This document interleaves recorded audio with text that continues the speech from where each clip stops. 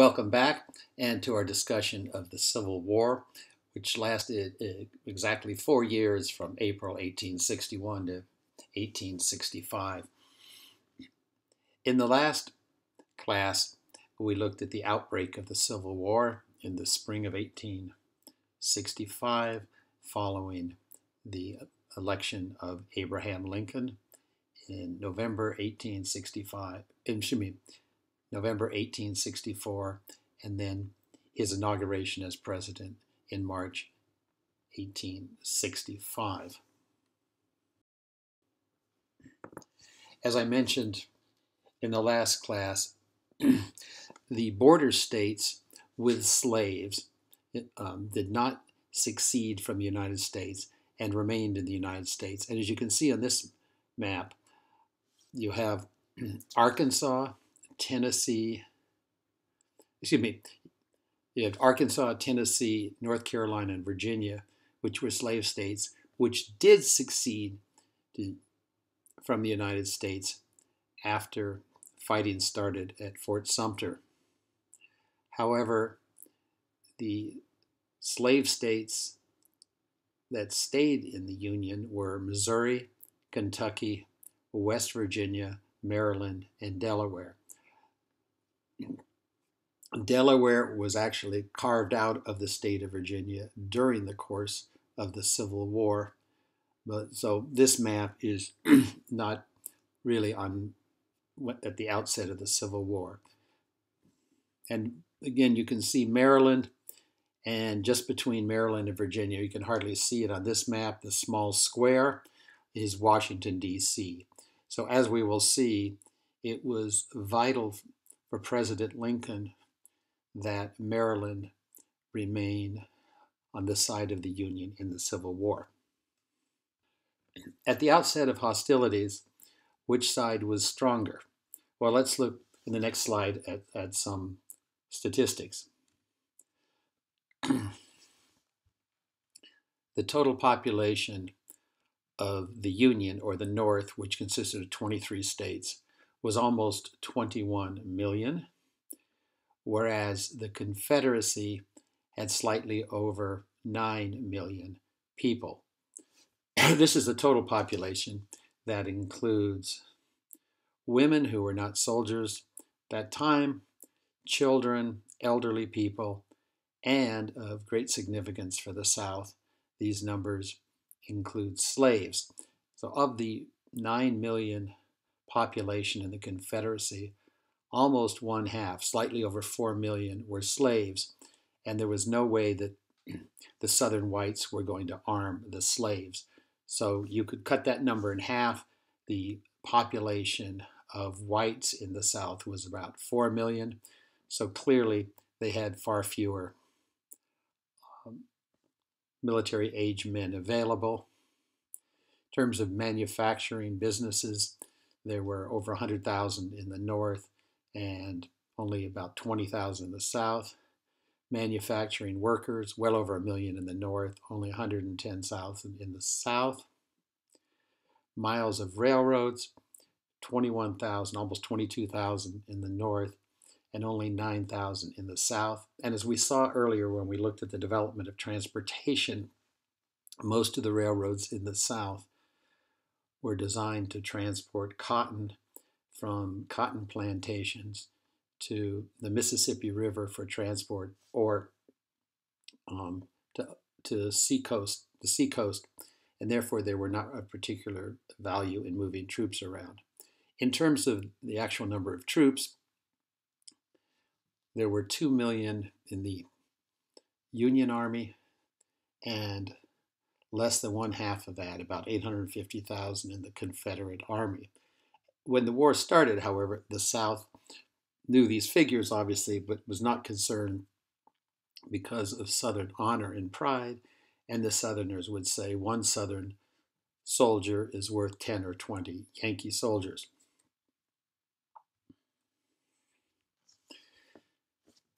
So when the South seceded from the United States and set up the Confederacy, the United States had one army, the United States Army. About a quarter of the soldiers and officers in the United States Army left the United States Army and joined the armed forces of the Confederacy. And of great importance, as you will see, was General Robert E. Lee, who was the most senior general in the Army of the United States. Abraham Lincoln actually called him to the White House when hostilities broke out and said, "General Lee, I want you to continue to lead the Army even though you're from the Virginia." And General Lee said, "Sorry, sir, I'm a Virginian first, a Southerner first." And so General Lee left the United States Army and joined the Confederacy Army, which he led. He led the Confederate Army throughout the war, and military historians agree that General Lee was by far the best military general in the war, and we'll see more of that as we go along. Also, about 100,000 white Southerners joined the Union Army, and a few thousand white Northerners actually went south to join the Confederate Army. And another important fact is the factories in the North produced almost all of the firearms used by the military. So once the Confederacy broke off, it was not in a position to produce its own armaments, and so it was hoping to be able to purchase those from other countries. And as I mentioned a few minutes ago, the roughly 4 million slaves in the South were not allowed in the Southern military. The whites were always fearful of slave rebellion, and the last thing they wanted to do was give weapons to the Southern blacks, whether they were free or slave. Now let's take a look at the general strategies of the North and the South. The Union, or the North, its policy was to put economic pressure on the South, hoping the South would surrender and they'd reach a negotiated settlement, which would, of course, include the reincorporation of the Confederacy in the United States. So a major element of this was a naval blockade of the South and control of the all-important Mississippi River. This is called the Anaconda Plan, as you can see on the next slide. And Anaconda, as you know, is like a boa constrictor. It's a constricting snake found in South America. And they're huge snakes, and they kill their prey by suffocating them. So actually the plan originally outlined by General Scott was not called the Anaconda Plan. When it was made public, a newspaper reporter made fun of it and called it the Anaconda Plan, but that name stuck. And as you can see on the map, the idea is to put a naval blockade all around the East Coast, around Florida, the South Coast. And in this, it has Texas as part being cut off. What was actually done is the Union forces moved up the Mississippi River and took control of the Mississippi River. This would prevent the South from exporting cotton, tobacco, and other plantation products and receiving money from those products and using that money to purchase weapons as well as food.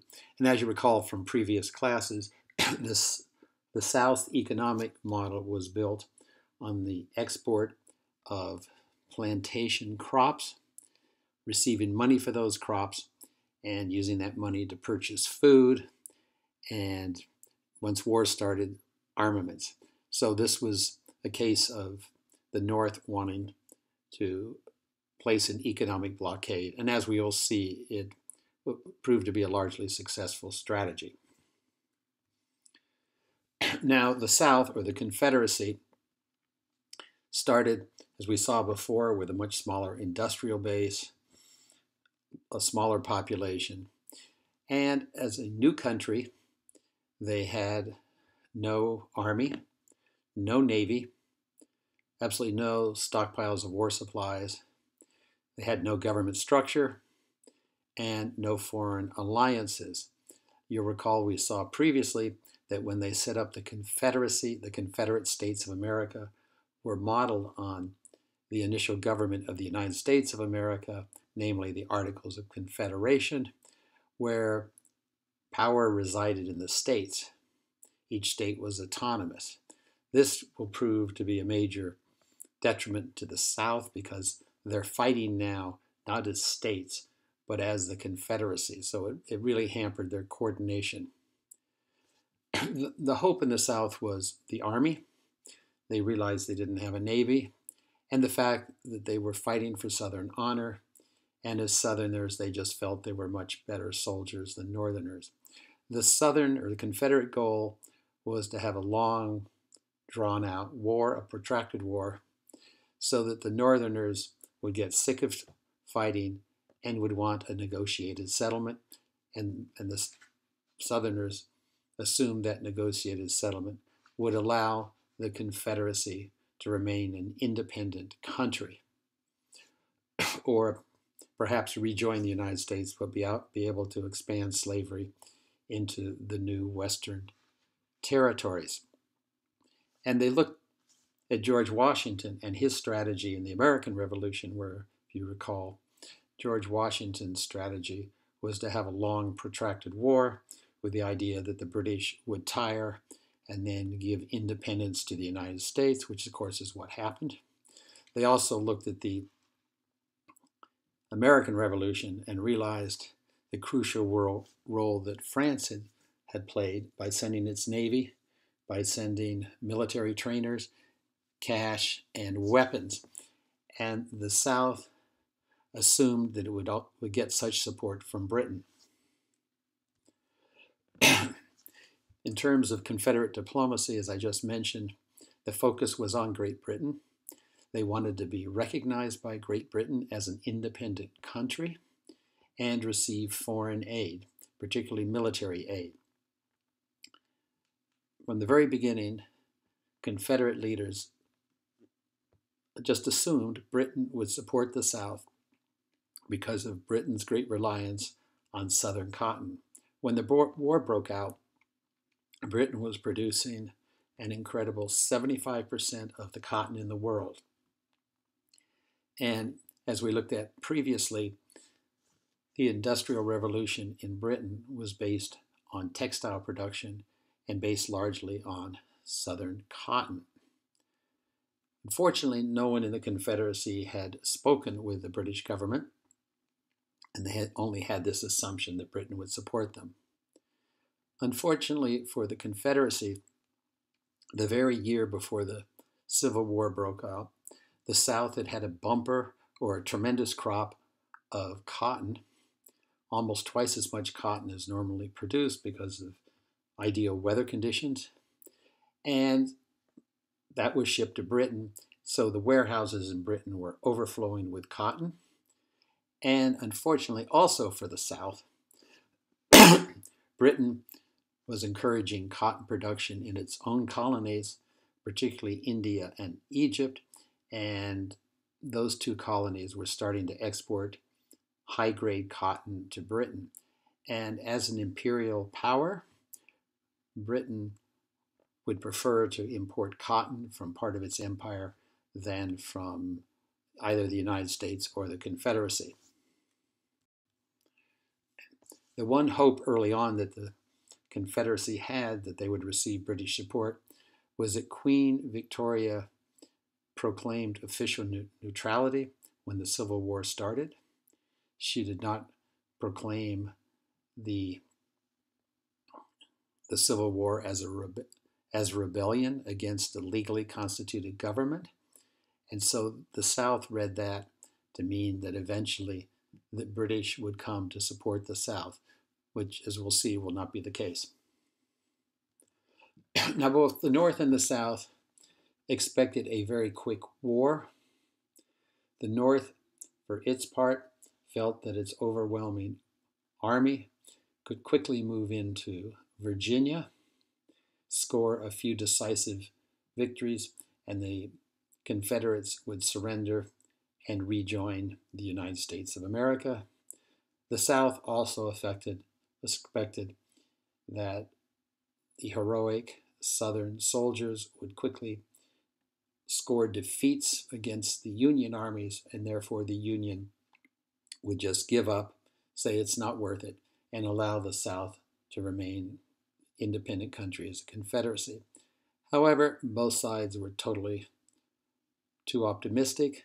The war ended up lasting 4 years with over 600,000 soldiers dead. Now, to put that in perspective, that was over 2% of the population of the United States at the time. And that would be the equivalent today, 2% of our current population, almost 8 million Americans dead. Could you imagine today a civil war in which 8 million Americans were to die over a period of 4 years? Well, in addition to the dead, there were many, many wounded. Over 50,000 soldiers were amputees, had lost one or more limbs.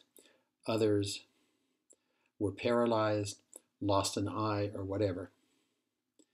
And if you look at just the number of deaths, 600,000, this is more American deaths than in all other wars combined. And that includes World War II, Korean War, Vietnam, etc. So a tremendous, tremendous number of casualties. Disease was the major factor in causing deaths. Over 2/3 of the deaths of these 600,000 soldiers was caused by disease and not enemy bullets or cannon fire. Dysentery and typhoid caused most of the death due to poor sanitation. There was also pneumonia, measles, TB, and malaria. Now, given the North's great advantage in resources, particularly the number of military-age men, a long conflict would favor the North over the South, unless the Confederates could obtain significant help from abroad. And so the key for the Confederates was obtaining support from Britain.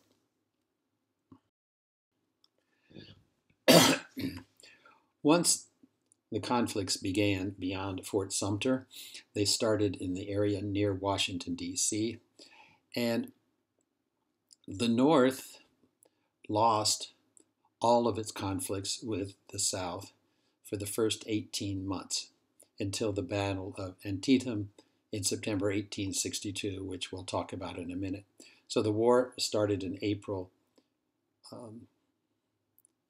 1861. So for the next 18 months, the South won every battle. This absolutely shocked Northerners. They had expected, with their larger armies, that they would have a quick, decisive victory, and the South would come back with its tail between its legs, so to speak, to rejoin the country. And the decisive factor here was largely due to the leadership of General Robert E. Lee in the South. President Lincoln, for the first few years, did not have strong, decisive generals. You can read the details in the textbook.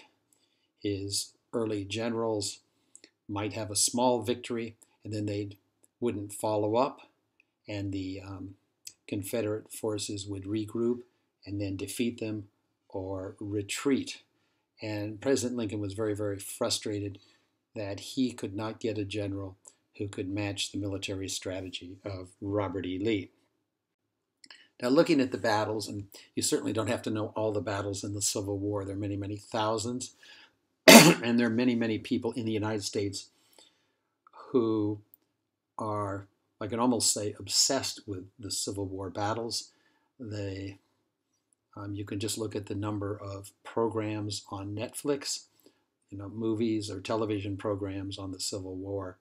And there are people who, many, many tens of thousands of American adults, dress up and have reenactments of battles, whether they're particularly in Virginia, Pennsylvania, that area, and their whole families go out and encamp, and it's very, very realistic.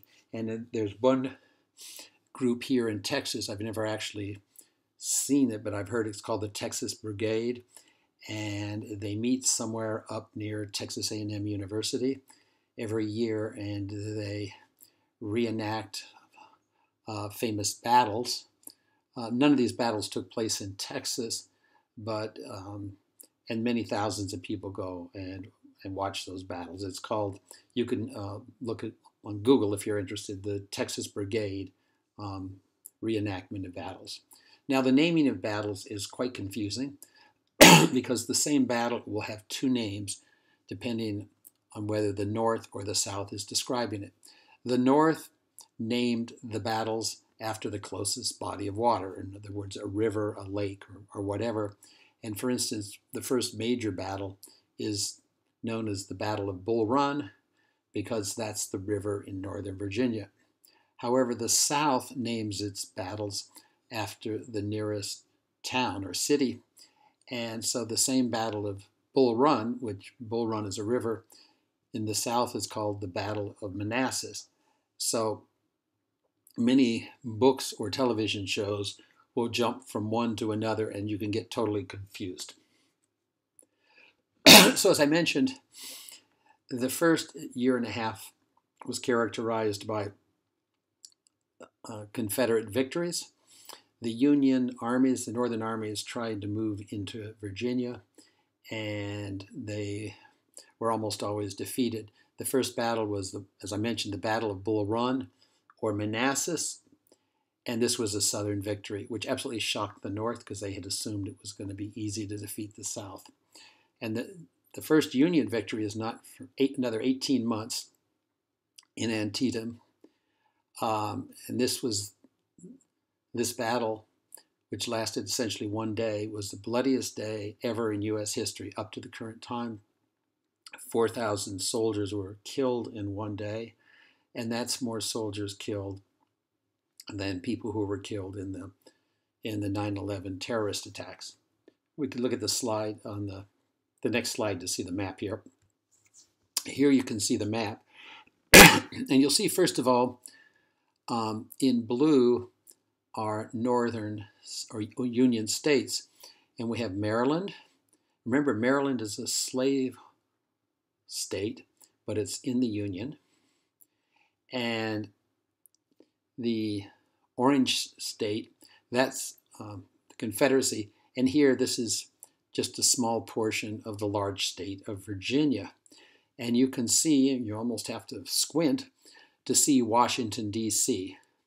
You may not have realized, unless you've been there, how small Washington, D.C. is.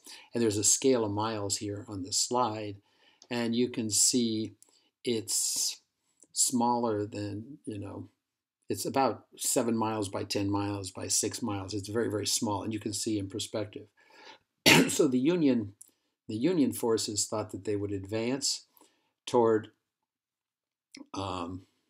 Virginia, and Virginia was their goal because you can see right almost in the center, slightly below the center, the city of Richmond, Virginia, which is the capital of Virginia today, and it was the capital of Virginia then, but it was also the capital city of the Confederacy.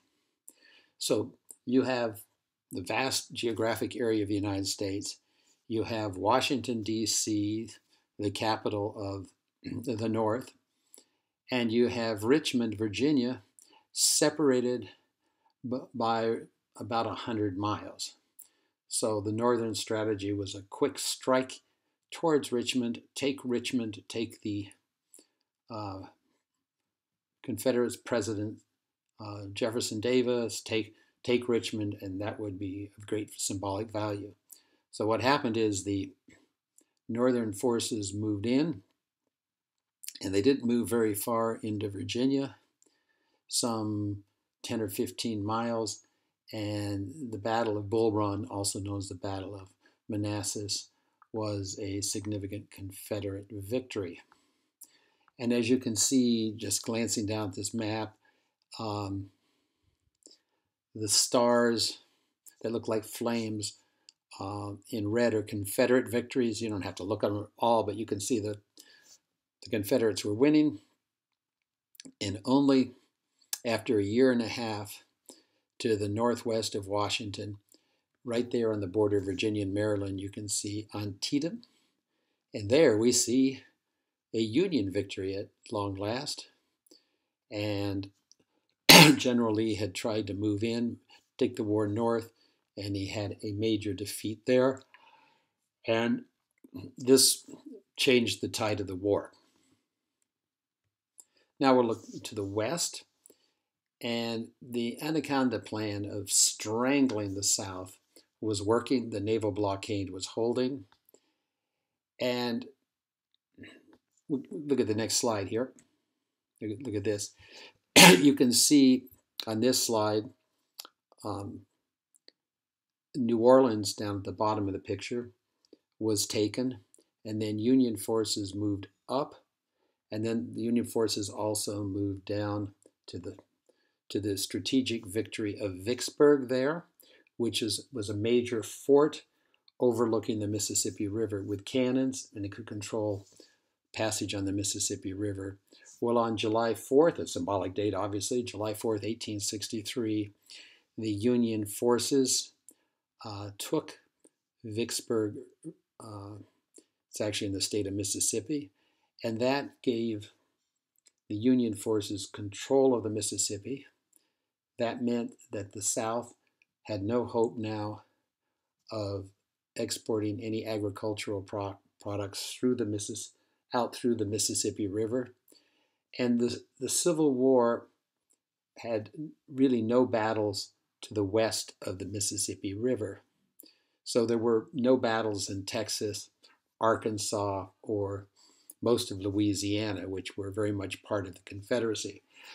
In fact, the Texas Brigade that I mentioned that has battle reenactments here in Texas basically has reenactments of soldiers from Texas, Confederate soldiers who came from Texas, who went to fight with Confederate forces in battles either around the Mississippi River or further east.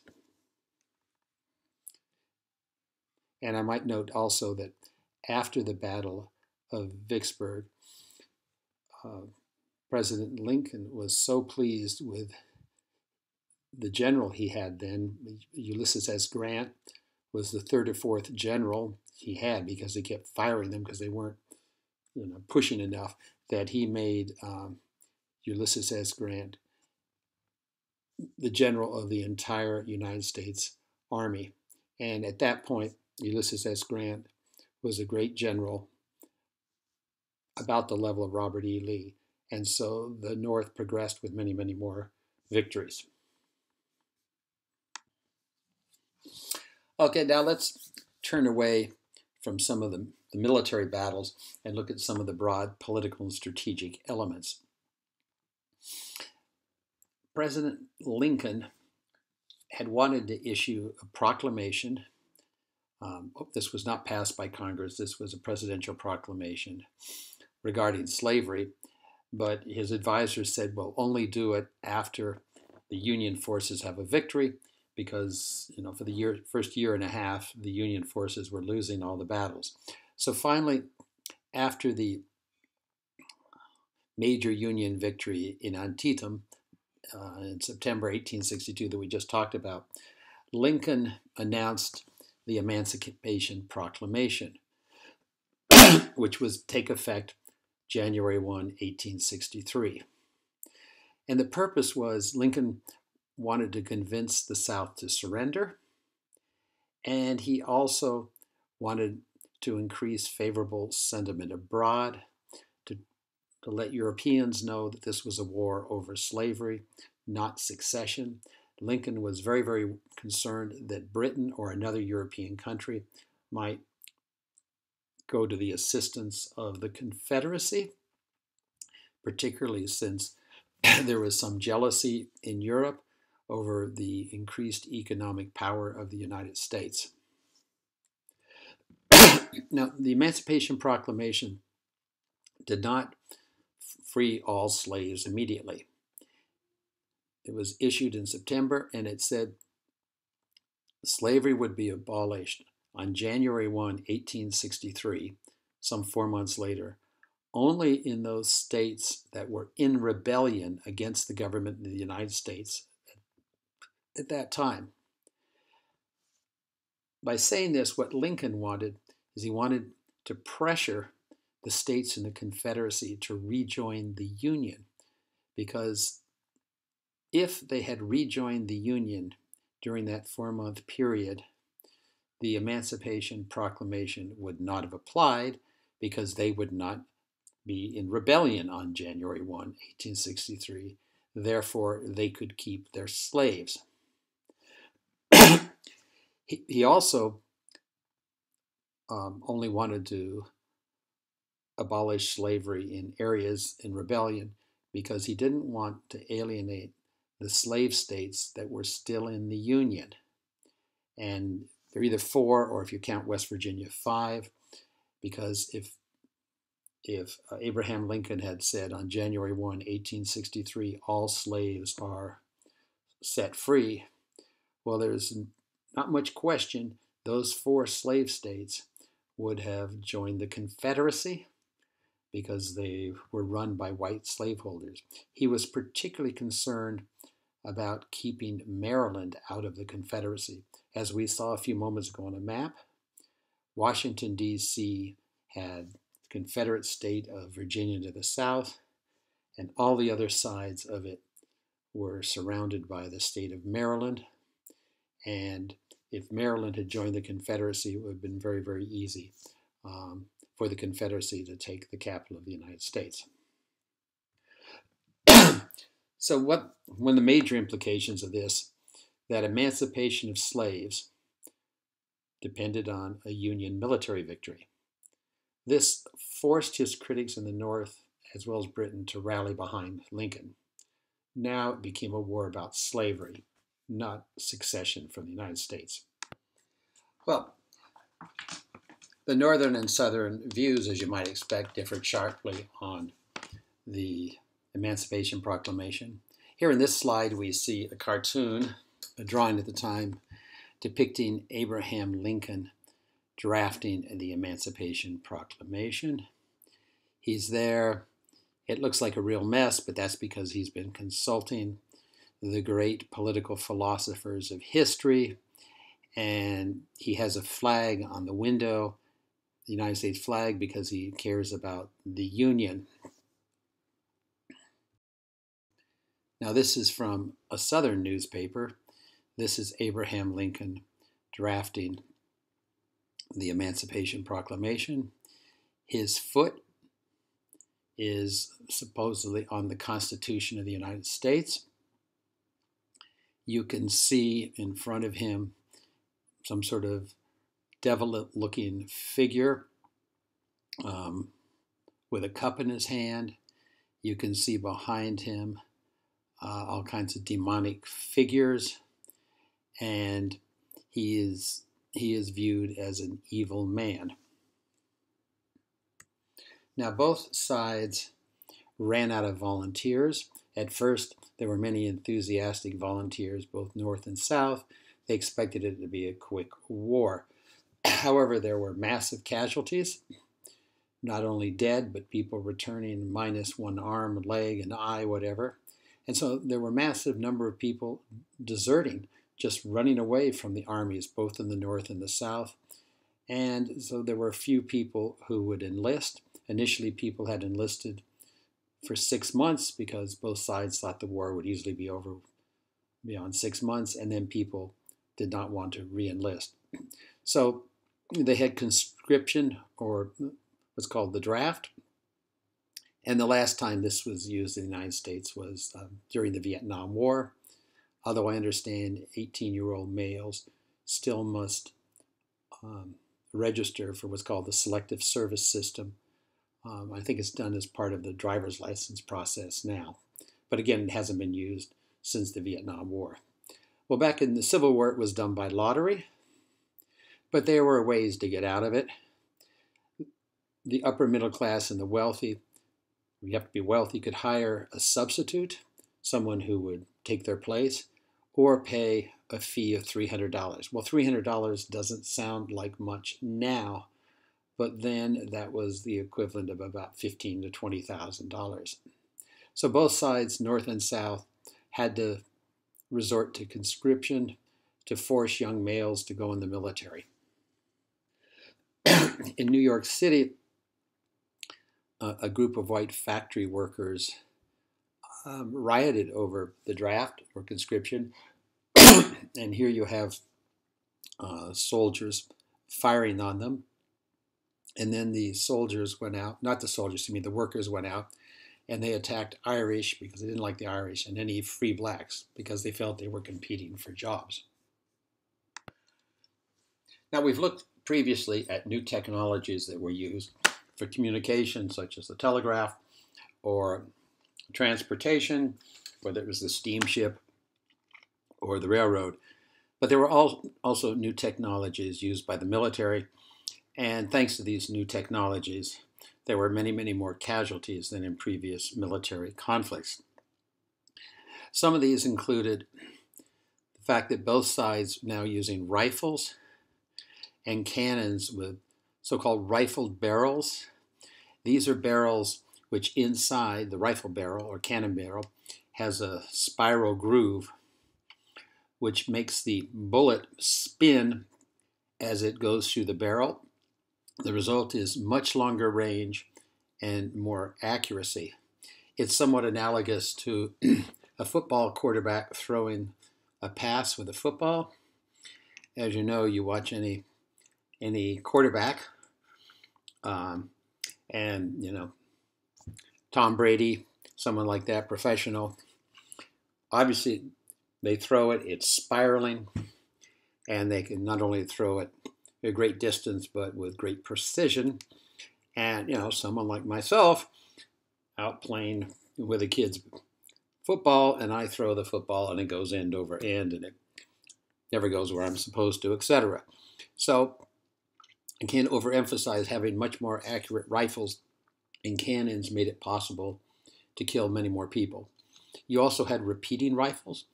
You no longer had muskets that had to be loaded at the end and took forever. You have the cartridge is waterproof, so when it rains, they're able to continue their hostilities.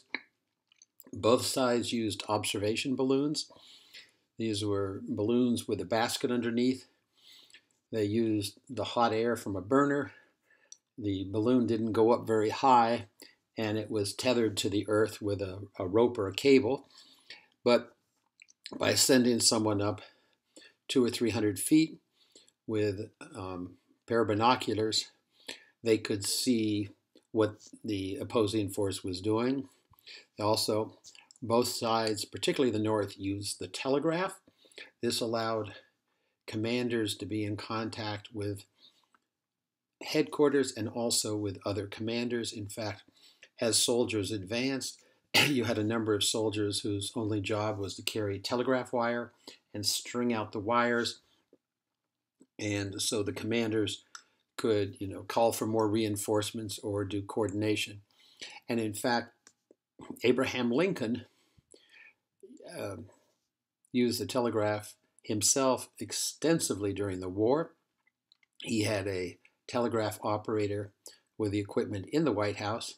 And so Lincoln himself wasn't using the telegraph key to send dots and dashes, but he would dictate messages to the telegraph operator.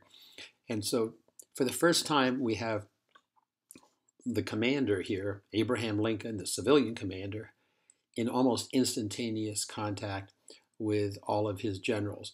Obviously, he wasn't in contact with the captains on the vessels because radio hadn't been invented yet. You also have much more powerful artillery shells that explode with much greater force, and they're designed to inflict maximum damage by having the casing break up into small pieces called shrapnel of sharp weapon. And the first machine gun was invented at this time, the Gatling gun, and that came into service near the very end of the war. And you also had both sides start using so-called ironclad ships, which is putting sheets of iron on the sides of the ship, which made it more difficult for the ships to be sunk. Here we have um, the type of Gatling gun that was used. You'd have, it's a machine gun, a belt of ammunition goes in. One soldier holds the ammunition belts, the other turns the crank, and it just shoots out many, many bullets per minute, many hundreds of bullets per minute. It's interesting that the inventor of the machine gun, which is named after him, Mr. Richard Gatling, he had hoped this invention would have such potential for killing that nobody would want to have a war, and it would end all wars, because people, both armies would say, well, it's suicide to have a war because with the Gatling gun, nobody could win. It's interesting, later, the inventor of dynamite, Alfred Nobel, felt the same about dynamite. He had developed dynamite to use for industrial purposes, for mining, for breaking up rocks and whatnot. But then he thought that, used for military applications, dynamite would be so destructive, it would put an end to all wars. And Mr. Nobel actually used part of his great function to fund a world prize for peace, which I'm sure you've heard of, the Nobel Prize. And Mr. Nobel was, the inventor of dynamite. And unfortunately, wars didn't end with the invention of either the machine gun or dynamite. We also have new technology that brings the war home to civilians. Now, civilians, could read in the newspapers the number of soldiers who were killed or badly wounded in a battle. But as the old saying goes, a photograph is worth 1,000 words. Well, in this case, many more. So these are the very, very early days of photography. These were the old photographs. The film actually had 2 large sheets of glass with some sort of chemicals on them, and, a large tripod. It was quite an operation to take a photograph. But Matthew Brady and his assistants went around with all their equipment in wagons, and they went around with the Union forces and took many, many very, very startling photographs to bring home the reality of the war. Now, these photographs weren't shown in newspapers because they didn't have the technology yet to reproduce photographs in newspapers. But they were reproduced, copies were made of them, and they were shown in many, many northern cities, New York, Washington, D.C., Philadelphia, and people would line up to see these photographs. And the next few slides are a few examples. Now, this is a photograph, which unfortunately today, we've seen so many photographs like this, we're not shocked anymore. But people were absolutely shocked to see this. These are human beings. In many cases, the detail is such you can see the faces. And just, see these are human beings. They're somebody's son, brother, husband, whatever. And again, this is a particularly moving photograph after a battle. This is, no one here can say war is heroic. You can see the people, the man in the front has his mouth open. Some of these people probably aren't even dead, they're just dying. And these were widely seen all over the North. Well, the most significant battle of the Civil War was Gettysburg, Pennsylvania. And General Lee tried to move into the North, and it was a major battle for 3 days. And on July 4th, again, a very historic date, a very significant date, July 4th in U.S. history, 1863, the Northern soldiers won at Gettysburg. This is the same day, and you recall I said earlier, July 4th, 1863, General Ulysses S. Grant had won the crucial victory in Vicksburg along the Mississippi River, which gave the Union control of the Mississippi River. And as I mentioned before, after the victory in Vicksburg, Abraham Lincoln made Ulysses S. Grant head of the Union Army, which was a good move. Here we can see the Battle of Gettysburg. Again, to orient yourself, Virginia is in orange. You can see Washington, D.C., Maryland, and then just to the north of it, Pennsylvania. The red line is the Confederate advance under Robert E. Lee. Robert E. Lee took the war to the north. He went up. There was several days of battles with massive casualties, but finally Robert E. Lee was defeated and headed back into Virginia. Why did Lee go north? Well, for two reasons. One is he was absolutely desperate for supplies. The old saying was, you can't eat the cotton or tobacco produced in the South. The Southern economic model, as I've said repeatedly, was to produce largely crops for export: cotton, tobacco, sugar. Export them, receive the money, and use the money to buy food. They would buy the food either from the north, which they couldn't now, or from elsewhere. The area where they did have food crops in Virginia, much of it had been destroyed in battles.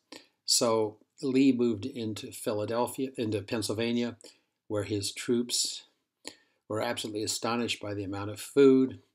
They also needed horses, so they stole horses, and they stole all the food they could get. Another reason Lee went north was he wanted to have a victory in the north, because General Lee did not want Lincoln to be reelected in 1864, and he hoped with a victory in the north, Confederacy victory, a decisive victory in the northern state, that Lincoln would not be reelected, and the person elected for president would recognize the South's independence. Well, there were huge losses on both sides, but General Lee lost over half of his army before he retreated. Again, the North had huge losses, but the crucial point is, because of the much greater number of military men in the North, they could replace those losses through conscription, but the Confederacy couldn't. And one of the most famous speeches in American history was given several months later when Abraham Lincoln went to Gettysburg to dedicate the cemetery for the Union soldiers killed there. And this speech, obviously it wasn't broadcast on television or radio, which didn't exist at that time, but it was widely reprinted in the newspapers, widely read, and it helped Americans who were doubting the war's purpose. This speech, which is so famous, consists of only 272 words, and it only lasts about 3 minutes. Here we have a very early photograph, and you can see in the middle, slightly to the left, a man with no hat on it, and that's Abraham Lincoln. This is just one of the many newspapers publishing his speech, and it had a major impact. And the speech starts off, saying 87 years ago, 87 years ago. Well, 87 years ago was 1776, the independence of the United States. Our fathers brought forth on this continent a new nation, conceived in liberty and dedicated to the proposition that all men are created equal. And then it goes on in very few words to say that we, standing here, are not really dedicating this cemetery. Those who sacrificed and died for the Union are the ones who have consecrated this cemetery. His choice of words was very significant. Rather than just saying 87 years ago, he said 87 years ago to make it sound biblical.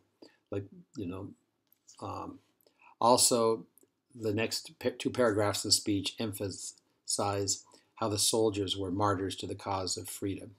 And of great importance, in this speech is the first time Abraham Lincoln referred to the United States as a nation, not as a union of states. Always before it had been the Union of States. Of course, the name of the United States is the United States of America. Now he said it was a nation, which meant the emphasis was on the entity, the nation, the country, and not on the states. After Gettysburg, Lincoln's goal is to destroy the South's will, what's often called total war, taking war to civilians. And so first thing they did was suspend prisoner exchanges.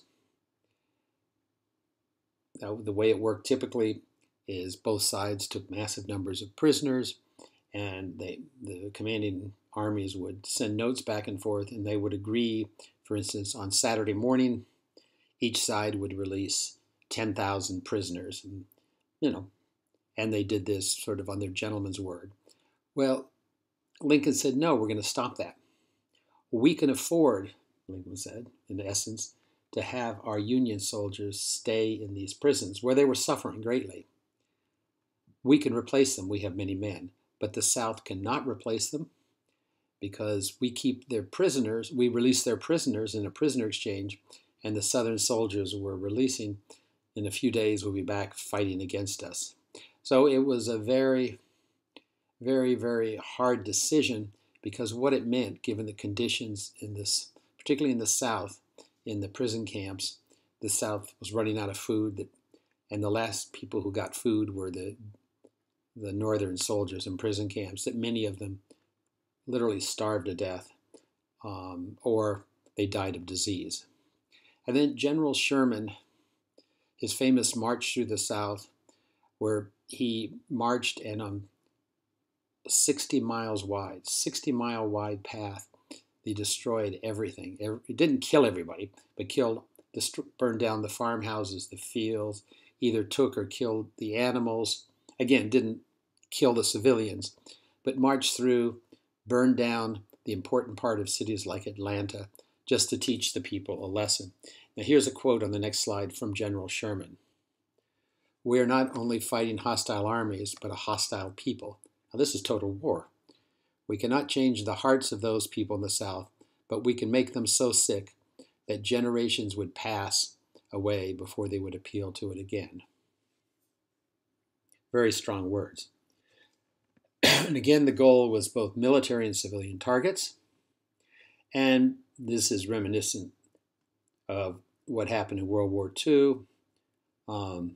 Both the Germans and the Allies in their aerial bombardment, their bombing, targeted civilian areas to break the morale of the other side. And the idea was to reduce the South's willingness to continue with the war. To some extent, this was successful in terms of breaking Southern morale. Here we have a map of Sherman's march. You can see it started up in Tennessee, a slaveholding state, but part of the Union, and moved down into Atlanta, Georgia. Now, Atlanta was important, not only a major city in the South, but it was the major train station in the South with many connections. Totally destroyed much of the city. The train station burned it down greatly. And then he continued on to the sea. Again, he's destroying everything, 60 miles, 60-mile swath. Went to Savannah, Georgia, destroyed much of that, and then headed north to assist in the final battle, which led to the end of the war. So in the 1864 election, Lincoln chose as his vice president running mate Andrew Johnson, who had been a senator from Tennessee, and Andrew Johnson was a slaveholder. You recall Tennessee stayed loyal to the Union because Lincoln very much wanted to get support from whites in the border states. It's much the same way now. Presidential candidates often balance their ticket, as it said, by choosing a vice president from a different region of the country or whatnot to get more states. The Democrats chose General McClellan as their candidate. This was Lincoln's first general, whom Lincoln had fired for not being aggressive enough, because McClellan's first priority was saving the lives of his troops, which was great for the troops, but it did not help in obtaining military victories. And the South hoped that General McClellan, if elected, might have agreed to an independent Confederacy and would not have fought to the bitter end. Lincoln himself was not certain he was going to be reelected. Nowadays, we don't think it's so strange for presidents to be reelected. I mean, most recent, we've had many, Bill Clinton, George H.W. Bush, Barack Obama, and so, it's fairly common. But in 1864, it had been a long time. In fact, the last president to be reelected was over 30 years before, 1832, Andrew Jackson. Well, before the election, General Sherman conquered Atlanta. This was big news in the North. It showed that victory was in sight. And the soldiers voted. They were at war, but they were given leave to go and vote. And so virtually all the soldiers voted for Lincoln since they thought he was successful. So that election was in November 1864, and Lincoln was reelected. A few months later, in January 1865, Congress, which of course did not include the southern states that had succeeded, but the U.S. Congress outlawed slavery by passing the 13th Amendment, which then went to the states for ratification. So what this meant was, when the war ended, there'd be no slavery at all in the United States. Well, General Lee, after his major defeat in Gettysburg in Pennsylvania, had moved down near Richmond in Virginia, which was the capital of the Confederacy, you recall. And the Northern forces pursued him, and the final battle was of the two major armies was in Appomattox, near Richmond. And finally, on April 9th, General Lee surrendered his army. The Union offered him what were considered very generous terms, but there would be no compromise on essential issues. Slavery would end, and reunion. The southern states, the Confederate states that had left, would re-enter the United States. The Confederate military officers were also given immunity from prosecution for treason. Clearly, they had been guilty of treason. They had been fighting the United States of America, the country in which they were, but Lincoln had decided, and the other Union leaders, that they would have to live together in the same country, so they wouldn't try them for treason. And also, in military terms, General Lee and the officers were allowed to leave the building where they signed the peace agreement with their horses and with their swords and with their sidearms, their revolvers, which was not significant in terms of military weapons, but it was in terms of making it more honorable for them. Here we have a famous painting of General Lee in gray on the left, signing the surrender document. Now, this was not technically the end of the Civil War.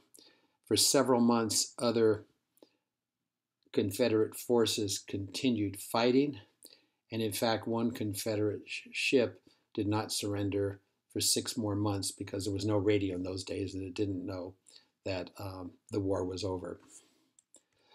Well, two days after the war ended in April 1865, John Wilkes Booth, a Northern actor who sympathized with the Confederacy, assassinated President Lincoln in Washington, D.C. And he was part of a plot. His accomplices killed the Secretary of State, and they planned to kill the Vice President, but then they backed out. So now Vice President Johnson, who, as I mentioned before, is sympathetic to the South, becomes the president. Congress did not agree with having Johnson as president. They were outraged because many of the Republicans in Congress wanted to treat the South harshly after the Civil War. And we'll see in the next unit on Reconstruction the conflict between Johnson and Congress. Here we have a slide of, on the stage, John Wilkes Booth, who was an actor at Ford's Theater. He was well known. That's why when he was wandering around, no one said anything. He knew the theater very well.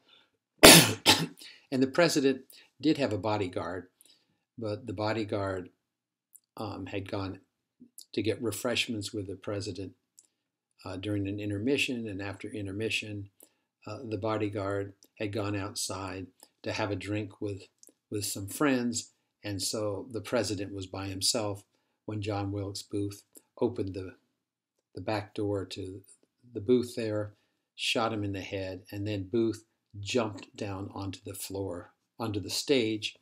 It's about a 10 or 12-foot drop, and he broke his ankle in the process. He was hunted down, and he wasn't found for several days. And you can actually go to Ford's Theater in Washington, D.C. today and see, they still have plays there, but you can go as, during the day when they don't have plays, and you can see the exact place where Lincoln was shot, and they have a special memento there, and obviously no one sits in those seats anymore. So Lincoln's assassination traumatized the country. This is the train taking him back to Illinois for his burial. Now the Civil War is over. President Lincoln's been assassinated. The United States still has an uncertain future. The South has been defeated, but how are they going to stitch back the country? You have 4 years, both sides feel bitter, both Southerners and Northerners. And you also have the 13th Amendment, as I mentioned before, was passed a few months before the end of the war. It abolished slavery, so you'll now have about 4 million former slaves who have no skills. They've never been allowed to read or write. Most of them have just been taught to do very simple agricultural tasks. How are they going to be integrated? And an important legacy of the war was it promoted industry in the North and the economy of the United States. During the war, Congress passed the Morrill Tariff, and this was to protect Northern manufacturers from foreign competition, which gave a great shot in the arm for Northern industry to develop. The Pacific Railroad Act was passed early in the war to continue constructing the Transcontinental Railroad, and that was completed a few years after the war in 1869. The Homestead Act was passed during the war.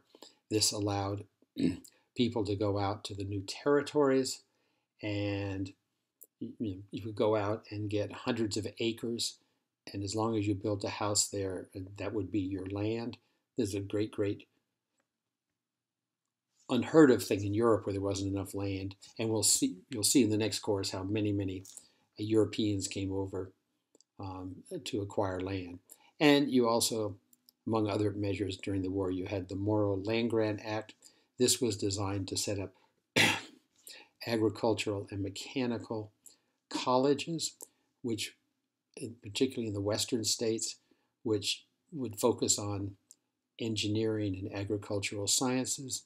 And this is why Texas A&M University, just north of here in College Station, is called Texas A&M. It was set up in the early 1860s by the Morrill Land Grant Act, and it's Texas Agricultural and Mechanical, and that's why, of course, they're called the Texas Aggies. There are many other universities in the U.S. that were set up under this act, but they dropped the A&M from their name. A few still have A&M, such as Florida A&M University, but many others just dropped the A&M.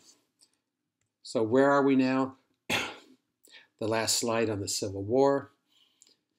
There is this new sense of a nation. I mentioned in the Gettysburg Address For the first time, Lincoln started referring to the United States as a nation. Also, people thought of the United States as one entity, a country. Previous to the Civil War, the people would say, for instance, the United States of America are big. Now people would say the United States of America is big geographically. Or previously they'd say these United States. Now it became this United States. So there was a sense that the United States of America was not just a collection of states, but it was one entity, which had states as sub-entities. And now the challenge, which we'll see, which goes beyond Reconstruction, but in this course we'll only focus on the next 12 years, is how to reincorporate the destroyed South. It's more or less destroyed economically. They've lost a war. They've had many, many people killed as a proportion of their population. Many more Southerners were killed than Northerners, particularly young men. They're not particularly overjoyed about rejoining the United States. And you also have over 4 million freed slaves, how to deal with those. And we'll look at that, begin to look at those issues in the final module of this course on Reconstruction. But these same issues will be dealt with over the next 100 years or so. Thank you.